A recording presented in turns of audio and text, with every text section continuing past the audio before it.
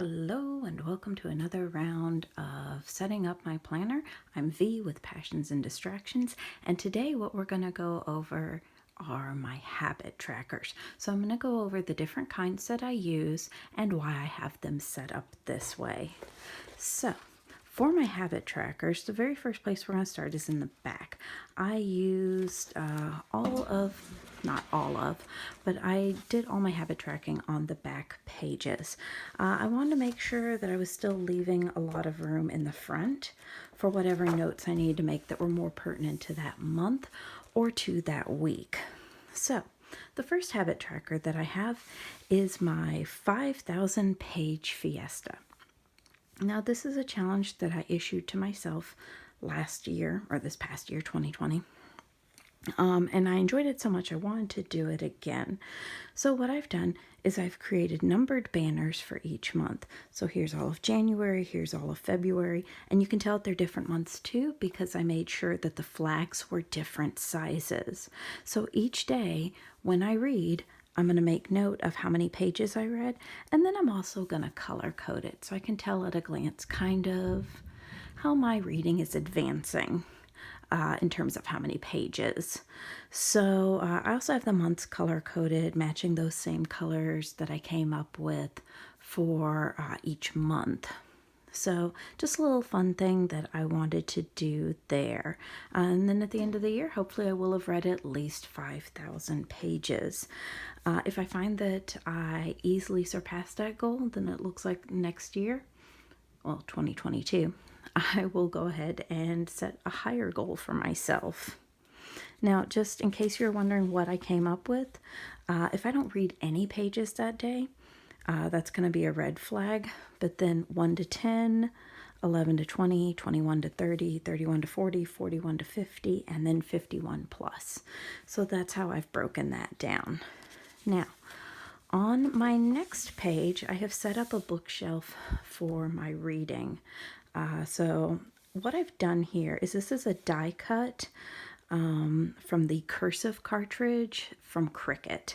And they have one that says reading. And so I thought it'd be kind of cute, like a little something on top of the bookcase. And then I stamped this plant. It's from a Hero Art set. I don't remember which one, but I stamped it and I die cut it out. So what I'm going to do throughout the year is I'm going to take pieces of paper, cut them into rectangles. I actually have quite a few scraps already left over from card making or things like that. And so I'm going to take some of those, and as I finish a book, I'm going to write the title and the author on it, and then I'm going to glue it in. Now, I know that seems kind of over the top. I could have just as easily drawn something. But there are a couple of things that I feel that serves. One, I'm getting to use some of my scraps of paper, which is pretty exciting. Two, it's going to add a little extra color and dimension. And three, as I mentioned, I do a lot of card making.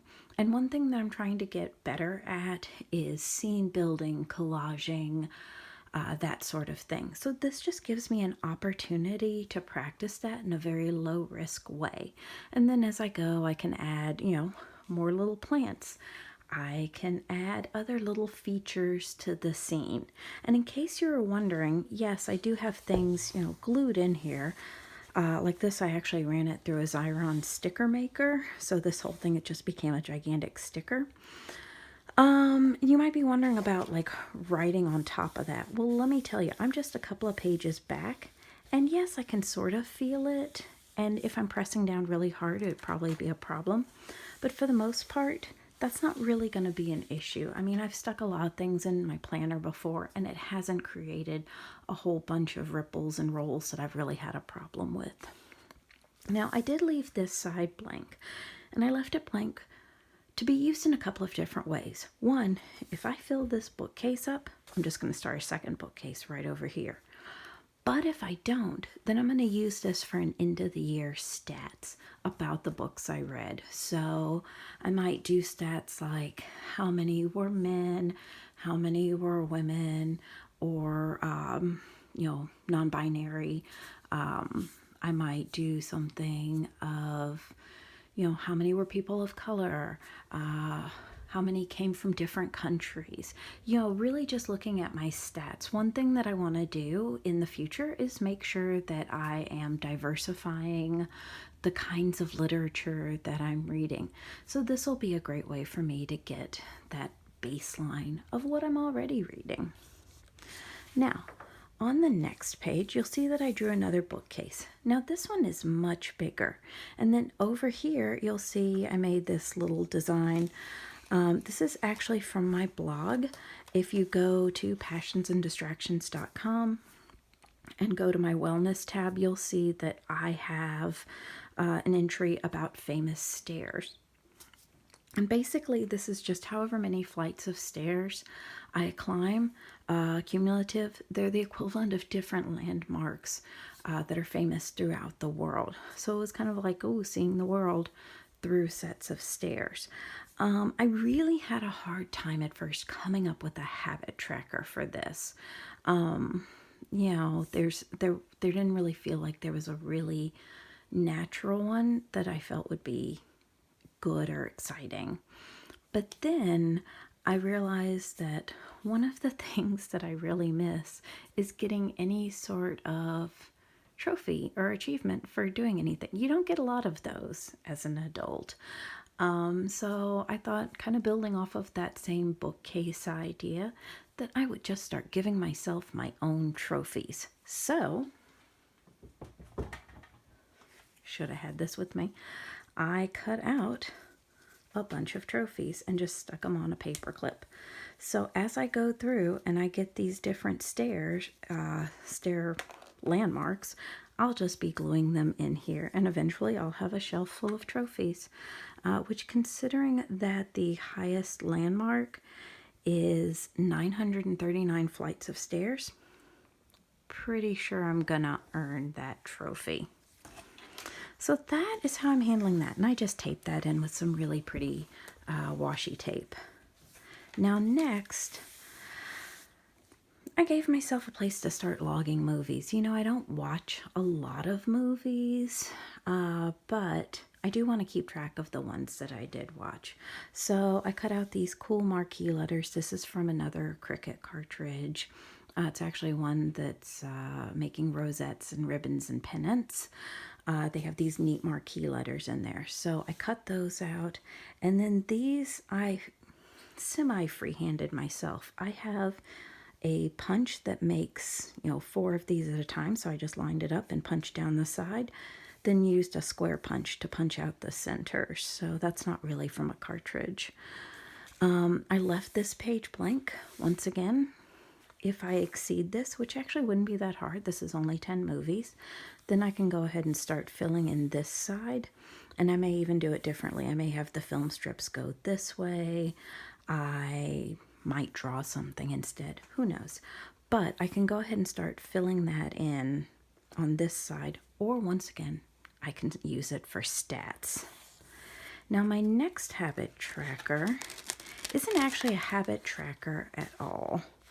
This is for neat quotes and affirmations that I find throughout the year. Now I'm going to fill this in with a couple of more of these frames. And these are just cut out once again from one of my Cricut cartridges. I cut them out in different papers and just glued them in. I put the sticker backing on them. But I can go ahead and write in quotes and who they're attributed to. But I also have these nice blank spaces where I can put in some of those great stickers or little printables that you find on Pinterest, or the stickers that I have that come in sticker books where it's just a random quote. And I don't necessarily have a place to put that in my regular day-to-day, but I still want to put it somewhere. Now, this is my last tracker for the blank pages, which is great because I have a feeling I'm going to need more space for quotes and affirmations.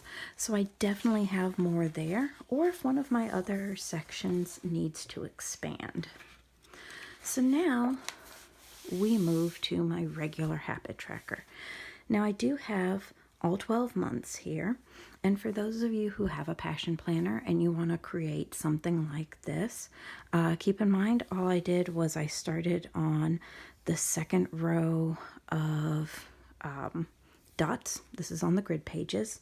And I was able to just run it all the way down. And there's enough space for the month and then 8 habits for each month. And I have the same 8 habits. So here's what I came up with.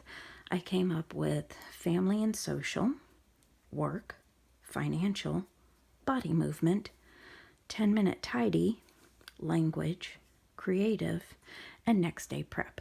So let's talk about these habits a little bit.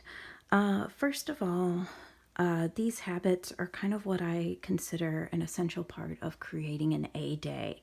I do have an accountability buddy, and one of the things that we talked about this past year was really trying to figure out like what a good day looks like, what it takes, and what I found started to help me was thinking about them in terms of an A, B, C, D, or F day, and then averaging the grade for the week to figure out kind of what kind of week I had. It's way too easy when you have a bad week or a bad day to start to feel like that is how your life is, and it isn't. So this helps keep me on track for that. You know, I can start to see that I am indeed literally checking the boxes. So what do each of these mean? Well, the first one, family and social. Obviously, I want to make sure that my family is taken care of and I'm keeping up with my friends. It's really easy to kind of slip into a position where you're not taking care of those things and it's sliding. Next is work, just making sure that I'm staying on top of work. I'm keeping my inbox to 0 or as close as possible. I'm not constantly procrastinating on the hard tasks, that I'm really showing up and I'm present. Next is financial. This is making sure the bills are paid, making sure I'm paying attention to my savings, making sure I'm figuring out my game plans for debt reduction, all of those sorts of things. After that, we have body movement. So I am going to be working on working more movement into my day. I am looking at with another accountability buddy, looking at creating a cardio and weight routine. So we're constantly, you know, keeping ourselves healthy. You know, who needs a heart attack, right? So I've got that. Now you will keep in mind that I do also have my 10,000 a day step goal and tracking, but this is actually different from that, sort of. Sometimes the two are going to be the same. Sometimes it's just, hey, I hit my 10,000 steps. Sometimes it's, hey, I went in and was very active with my cardio and my weights.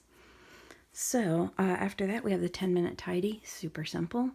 If I just take 10 minutes a day just to work on an area, dust it, pick up junk mail, whatever it is that might be troubling that particular area and making it less than clean, before you know it, I'm constantly keeping the house clean without ever exerting too much effort. Next are my language skills. I do speak multiple languages, and that is a habit that I want to make sure I don't lose, and in some cases that I really, really up my fluency on. So this is just me making sure that I'm doing something every day, or at least as much as possible, to get those skills where they need to be. Next is an easy one, creative. You know, I don't feel fulfilled if I haven't had some creative time in each and every day. So this is just me checking a box once again to make sure that I'm doing what it takes to take care of myself. And then finally, next day prep.